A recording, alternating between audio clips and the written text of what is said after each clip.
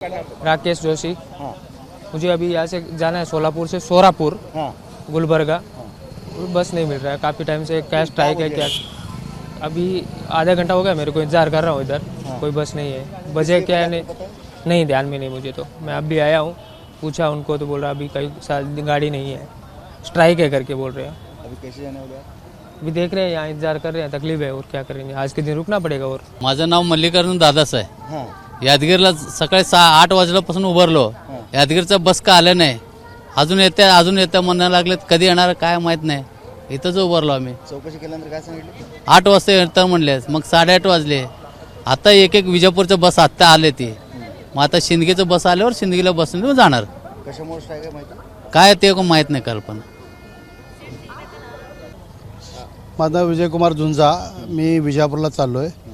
जी घटना घडली निंदनीय घटना आहे। जे काही घडलं अशा प्रकारे दोन राज्यामध्ये जे काही घटना घडली ही आम्ही तर निषेधच करतोय। या संदर्भात राजकीय लोकांनी जर करत असेल तर त्याचे नाही, पण सर्वसामान्य जनतेला याचा त्रास भोगावा लागेल। हे सोलापूरकर म्हणून कसं बघताय हे सगळ्या कर्नाटक महाराष्ट्र सीमेवरती सध्या वाद चालू आहे? हे सीमावाद फक्त त्यांच्या निवडणुकापुरते आलं की हे वाद निर्माण होतात, त्यात सर्वसामान्य जनता भरपळून जाते। त्यासाठी समन्वय साधण्याचं एकच काम आहे की हे कुठंतरी मिटलं पाहिजे।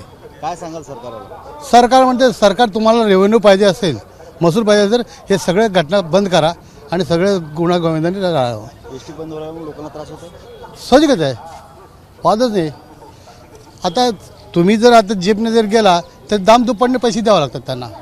हे हाल दोन्ही सरकारने निर्णय घ्यायला पाहिजे। काय नाव तुमचं? माझं नाव विजयलक्ष्मी देसाई आहे। मी इंडीला जाणार आहे। आता एक 10-15 मिनिटं झालं येऊन। एसट्या मिळतात काय इथे आल्यानंतर? आता मी पहिल्यांदाच बस डेपोला आले।